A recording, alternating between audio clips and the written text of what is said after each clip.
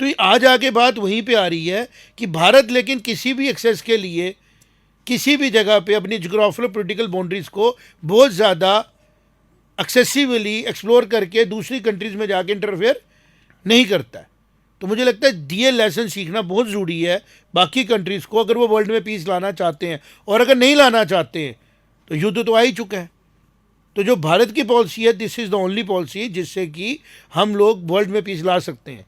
America से भी बात की जा रही है और रशिया से पेट्रोल भी लिया जा रहा है, बिकॉज यही है, balancing is the only way. इसके बारे में आप क्या कहते हो? जी जी बिल्कुल, देखिए ये तो आपने बिल्कुल एक्सप्लेन करके अच्छे से समझा दिया कि कैसे रेलेवेंस जो है भारत की दिन ब दिन बढ़ती जा रही है। लेकिन हमें एक चीज़ ये समझनी पड़ेगी कि मैं टाइटल की तरफ आऊँगा हमारे, कैसे भारत विश्व में शांति ला सकता है। देखिए देखना क्या है, हमें देखना है कि मंशा किसकी है शांति लाने की। हम एग्जाम्पल्स लेंगे, हम एग्जाम्पल शुरू करते हैं हम अफ़गान वॉर ऑफ यूएस से। 20 साल तक जंग लड़ता रहा यूएस। यूक्रेन की कन्फ्लिक्ट की बात करें, देखिए करीबन 4 साल होने को आ गया, कन्फ्लिक्ट ख़त्म नहीं हो रहा। हम इजराइल वाले कन्फ्लिक्ट की बात करें, चले जा रहा है। मिडिल ईस्ट में जो हो रहा है अंदर, वो चले जा रहा है। कहने का मतलब ये है कि जो लोग खुद एंगेज्ड है वॉर में, जो लड़ाई में मज़ा ले रहे हो, लड़ रहे हैं सालों दर साल, उनसे कैसे एक्सपेक्ट करेंगे हम शांति लाना चाहते हो। बोलने को तो कोई भी कुछ भी बोल सकता है। पाकिस्तान के लोग तो बेशर्म होकर कुछ भी बोल रहे हैं, जो उनके मंत्री और जो उनके फ़ौज के लोग हैं। लेकिन जो सच है, सच की बात यह है कि जो इंडिया ने किया, देखिए इंडिया ने क्या किया। ऑपरेशन सिंदूर बहुत ज़रूरी था करना, क्योंकि आप अपने बेगुनाह लोगों को ऐसे मरने नहीं दे सकते। जिन लोगों ने ये किया उनके ऊपर कॉस्ट लगानी थी। इंडिया ने कॉस्ट लगाई, 7 तारीख को ऑपरेशन सिंदूर किया। अब 10 तारीख को देखिए रिमार्केबल चीज़ है कि 10 तारीख को क्या हुआ। 10 तारीख को पाकिस्तान को रोका गया जंग को बढ़ाने से। आप समझिए, अगर पाकिस्तान जो वो चाहता था, जो जिस तरीके के अटैक, जो अजीब सा एक नाम रखा है उन्होंने अपने ऑपरेशन का, बुनियान अल मसून करके ऑपरेशन का नाम रखा, जो उनका ऑपरेशन था वो था ऑपरेशन, और वो अटैक करने का प्लान था। लेकिन उस ऑपरेशन के शुरू होने से पहले 15-20 मिनट में ही इंडिया ने रिटेलिएटरी अटैक ऐसा कर दिया कि पाकिस्तान को घुटने टेकने पड़ गए, कि उनका सारा कुछ सिस्टम बंद कर दिया। मारा नहीं लोगों को ज़्यादा, उन्होंने उनके एयरबेस तबाह कर दिए, उन्होंने उनके रनवे तबाह कर दिए, ताकि पाकिस्तान कर ना पाए जो वो चाहता है। अगर वो उस दिन पाकिस्तान ने कर दिया होता तो मैं सीरियसली बता रहा हूँ कि ये चीज़ न्यूक्लियर एस्केलेशन तक भी जा सकती थी, और लॉन्ग जो ये वॉर जो है ये प्रोलॉन्ग हो जाती। अब मेरा कहने का मतलब ये है कि इंडिया ने मंशा दिखाई है, हिंसा का प्रयोग करके भी इंडिया ने मंशा दिखाई है विश्व शांति की, कि भाई हम पाकिस्तान के साथ शांत रहना चाहते हैं, हम लड़ाई नहीं चाहते। तभी ब्रह्मोस चला के उन्होंने उस टाइम उनके जो एयर बेसिस है उनको काम करने से रोक दिया। लेकिन ऑन द कॉन्ट्री अगर हम देखें for example Russia Ukraine war को, रशिया भी उतना नहीं मार रहा यूक्रेन को कि वो बिल्कुल ही क्रिपल हो जाए। वो दिखा रहा है ना कि वो भी कंट्रोल्ड मैनर से दिखा रहा है कि इसका मतलब क्या, I don't want to spoil you. बिल्कुल, देखिए पुतिन की भी मंशा क्या हुई फिर, कि वो भी जंग, उसको फर्क नहीं पड़ता जंग चले या बंद हो, मतलब वो चलने दे रहा है जंग। ऐसी जेलेंस्की का भी देखिए, जेलेंस्की तो कहता है मैं लड़ूंगा। इजराइल का देखिए, जेलेंस्की नहीं कहता है लड़ूंगा, नेटो वाले कह रहे हैं जेलेंस्की तू लड़ता रहे। बिल्कुल बिल्कुल, वो तो उसको हथियार दे रहे हैं, उसको मरा रहे हैं। और सबसे बड़ी बात देखिए जो नाटो है, नॉर्थ अटलांटिक ट्रीटी ऑर्गेनाइजेशन जो नाटो है, वो देखिए नाटो इन इटसेल्फ ही एक ऐसी ऑर्गेनाइजेशन बनाई है जो जंग को न्योता देती है, कि आप कुछ लोग लेके आप कह रहे हैं कि नहीं हम अलग रहेंगे। रशिया को आप कैसे इग्नोर कर सकते हैं। देखिए अब कोल्ड वॉर का टाइम है नहीं, मुझे एज सच तो मुझे कोई सीधी चीज़ दिखती नहीं है कि जहाँ पर रशिया और अमेरिका का कन्फ्लिक्ट होना चाहिए। ये तो बात कौन है नहीं कोई। तो आप रशिया को जब नाटो के कारण दूर रखोगे, अगर रशिया नाटो में इन्वॉल्व नहीं हो रहा है, रशिया एक बहुत बड़ा देश है, अगर वो आप देखिए आपके हिसाब से चल रहा है जैसे आप उसको चलाना चाहते थे। कोल्ड वॉर इसी बात पे थी, आइडियोलॉजी डिफरेंट थी। अब वो भी कैपिटलिस्ट टाइप ही चल रहा है, और वो डेमोक्रेटिक है, कैपिटलिस्ट तरीके से चल रहा है। तो कहने का मतलब ये है कि अब अगर वो हमारी आपके कहने अनुसार हो गया है, तो आप नाटो के जरिए उसको और एलिनेट क्यों कर रहे हैं? आप नहीं करिए ना ऐसा। आप उसके घर के सामने मिसाइल तो नहीं लगा सकते ना। देखिए प्लान था यूक्रेन में मिसाइल्स लगाने का नाटो की, क्या करना है आपने? आप मतलब मेरे हिसाब से देखिए टेक्निकल के आप ऑब्जर्व करें, इन सब देशों को, नेटो के मेंबर्स को लॉस ही हो रहा है। फायदा किसको हो रहा है? जो नेटो को फंडिंग कर रहा है। पोलैंड नहीं कर पा रहा है, कौन कर रहा है जाके? वही फ्रांस, जर्मनी साइलेंटली लगे। जर्मनी अपने आप को संभाली पा रहा है, प्लस यूएस।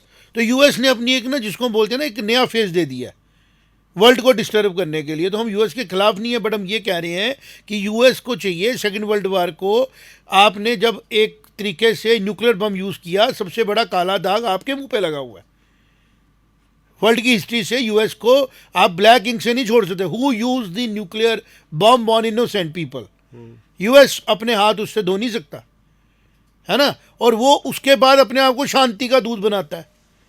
तो यूएस के लोगों को और यूएस को बोलना पड़ेगा कि भाई साहब हम गलत हैं, हम वॉर को सपोर्ट कर रहे हैं रशिया के साथ यूक्रेन में, हम गलत कर रहे हैं, हमें नहीं करना है।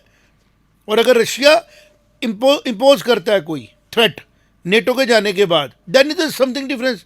वो एक ही बात करे तो नेटो में मत जा, मुझे तेरे से कोई इंटरेस्ट नहीं है। जो तेरा एरिया मेरे को तूने फोर्सफुली मेरे से लिया, जो एरिया मेरा सिग्निफिकेंट मेरे साथ होना चाहिए, मैं उसके साथ रहना चाहता हूँ। तो यूक्रेन के साथ वैसे उनके अपने टाई अप्स बड़े स्ट्रॉन्ग हैं, गैस पाइपलाइन का टाई अप है, 10 चीज़ों से चीज़ें आ रही हैं। और ये पूरे का पूरा जो एरिया था ये नेचुरल अलाई है एक दूसरे के साथ। जैसे मैं अक्सर बोलता हूँ, India China Russia natural allies है, जोग्राफिकली कनेक्टेड है, रोडें निकल सकती हैं, रेल कश्मीर में ट्रेन पहुंची है, यही ट्रेन हमारे ऊपर भी जा सकती है मंगोल से, और मंगोल से रशिया भी जा सकती है। There is a natural connectivity. Europe लेकिन वो चिढ़ रहा है।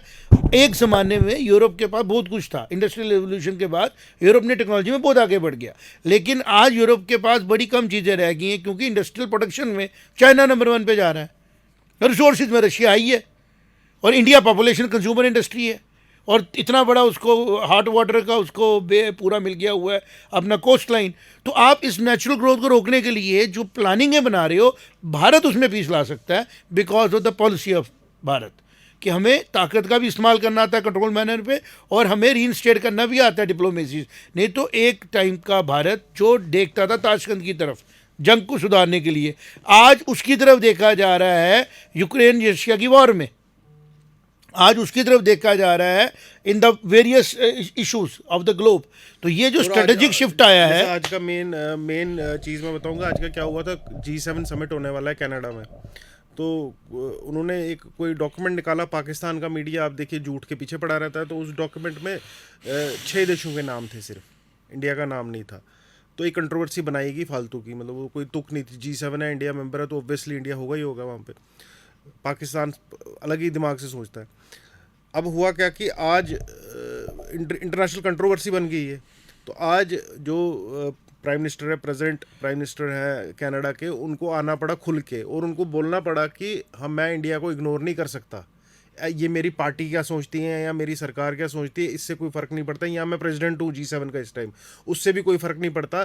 भारत जो है वो 5वीं सबसे बड़ी इकॉनमी है, फोर्थ, हाँ, फिफ्थ, मतलब फोर्थ ट्रेंडिंग है वो उसके अलावा वो जो पॉपुलेशन है वो 20% ऑफ द वर्ल्ड जो है वो इंडिया में रहता है। तो आप इसको इग्नोर नहीं कर सकते। और बड़े, मैं कहूँगा कि बाकी 6-5 कंट्रीज़ को तो नॉर्मल इन्विटेशन दिया गया, मोदी जी को हाथ जोड़ के इन्विटेशन दिया गया है कि आपका आना बहुत ज़रूरी है G7 समिट में कनाडा में। तो ये एक सिग्निफाई करती है चीज़ कि इंडिया क्या है। पाकिस्तान को मैं एक बात बोलूँ, पाकिस्तान को आप ऐसे माने कि पाकिस्तान एक, जिसको हम बोलते हैं ना कि मरता क्या नहीं करता। नहीं, पाकिस्तान का बनना, पाकिस्तान की आज की सिचुएशन जो बनाई जा रही है ना, इसके पीछे पाकिस्तान की अपनी सोच नहीं है। आज एक Pakistan is just being used as a tool of creating disturbance in this area. एक और इम्पोर्टेंट चीज़ बड़ी वायरल हो रही है आज, लेकिन पुष्टि नहीं करता मैं उसकी, थोड़ा ट्विटर के ऊपर ही चल रहा है, लेकिन काफ़ी जो बड़े बड़े लोग हैं जिनकी बातों पे भरोसा किया जाता है, वो बोल रहे हैं कि जो नूर खान एयरबेस है, it was operated by American forces. बिल्कुल ठीक कह रहे हैं आप। मैं आपसे ये, और जिस दिन ओसामा बिन लादेन को वहाँ ढूंढ के मारा गया, ये भी एक स्ट्रेटेजिक स्ट्रोक है कि अमेरिका को पता नहीं हो कि अफगानिस्तान में, सॉरी पाकिस्तान में वो रह रहा है। उसकी एजेंसीज को पता था, और उन्होंने राइट टाइम पे जब उनको ठीक लगा उन्होंने तब उसको हिट किया। ये बातें कॉन्स्पिरेसी थ्योरी की बात नहीं कर रहे हैं कि प्रत्यक्ष को प्रमाण की ज़रूरत नहीं होती है। भारत की कोई भी स्टेप सूडो पॉलिटिक्स पे नहीं खड़ा हुआ। भारत अपने 150 करोड़ जनता के लिए सिंसियर है, उसके साथ साथ भारत पूरे वर्ल्ड के लिए सिंसियर है। तो ये जो अपसर्ज हो रहा है इंडिया, रशिया और चाइना का, इसको कोई दुनिया की ताकत रोक नहीं सकती है। एक चीज़ समझें, फूड होता है एक बड़ा हमारा आपस में। हमारे भारत से बहुत से बच्चे आज से काफ़ी सालों से रशिया से ही पढ़ के आ रहे हैं, रशियंस को, रशियन लैंग्वेज को जानते हैं, रशियन इक्विपमेंट को इस्तेमाल कर रहे हैं भारत में। चाइना का फूड भारत का लोकल फूड बन चुका है, ठीक है ना। भारत की इंडस्ट्री है रशिया की इंडस्ट्री पे, हैवी मशीनरी पे डिपेंड करती है। अमेरिका कोशिश कर रहा था भारत के साथ लाई होने की post the revolution of IT industry, और अमेरिका ने फायदा भी बहुत लिया भारत की सस्ती मैन पावर का, लेकिन जो ड्यू रिस्पेक्ट भारत को ग्लोबली देनी चाहिए, अमेरिकन गवर्नमेंट्स बार बार उसमें फेल हुई। अब उसका नतीजा ये निकला कि अमेरिका आइसोलेट हो चुका है, और इलॉन मस्क के पापा जम्मू में इंडिया में घूम रहे हैं।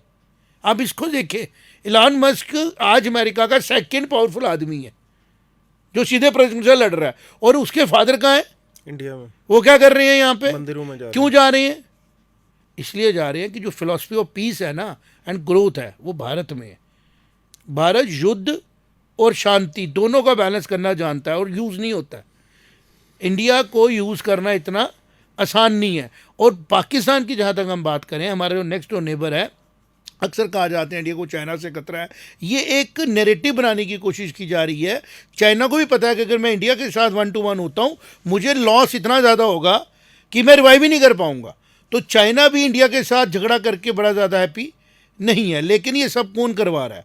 ये वो वेस्टर्न पावर्स करा रही हैं जो मीडिया में ऐसी जैसी चीज़ें छोड़ देती हैं, हमारे कुछ ऑफिसर्स को टॉपल कर देती होंगी, हमारे थिंक टैंक्स को फंडिंग कर देती होंगी, क्योंकि एक्चुअल में Pakistan is not a nation.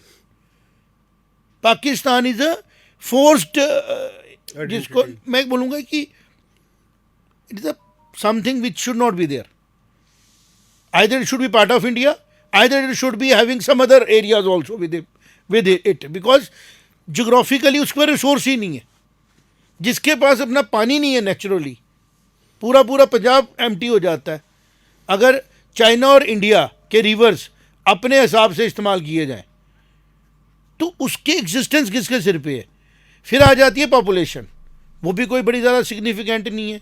फिर आ जाता है कि एक देश में एथनिक इक्वालिटीज़, वो भी उसमें मल्टीपल हैं। बल्तिस्तान के लोग अलग से बिहेव कर रहे हैं, ठीक है, पंजाब के लोग अलग फेथ पे कर रहे हैं, बलूचिस्तान के अलग हैं। सर, हम इस्लामिक कंट्री हैं। जो आसिम मुनीर कह रहा था कि हमारा 2 ही दुनिया में स्टेट्स ऐसी बनी, एक मदीना बना जो ऑन इस्लामिक फंडामेंटलिज्म पे फंडामेंटल्स पे बना, फंडामेंटलिज्म नहीं बोलूँगा, एक पाकिस्तान बना। भाई पाकिस्तान कैसे बना? पाकिस्तान तो डेमोक्रेसी में बना, उसमें तुमने शरीयत लाई नहीं, उसमें तुमने शरीयत नहीं लाई। तो तुम कैसे कह सकते हो कि Pakistan is a synonymous and is a synonymous to land of origin of Islam? तो ये ज़बरदस्ती एक्वायर कर रहे हैं ना उन चीज़ों को, नैरेटिव बना रहे हैं। इसलिए मैंने ये कहा कि भारत कैसे पीस ला सकता है। भारत इस चीज़ को पूरी तरह समझ चुका है, इसलिए भारत के रिश्ते असली इस्लामिक कंट्रीज़ के साथ इतने ब्यूटीफुल है कि वहाँ पे भारत में रहने वाले लोग जब जाते हैं उनको वर्शिप की प्लेस दी जा रही है, दुबई में, यूएई में।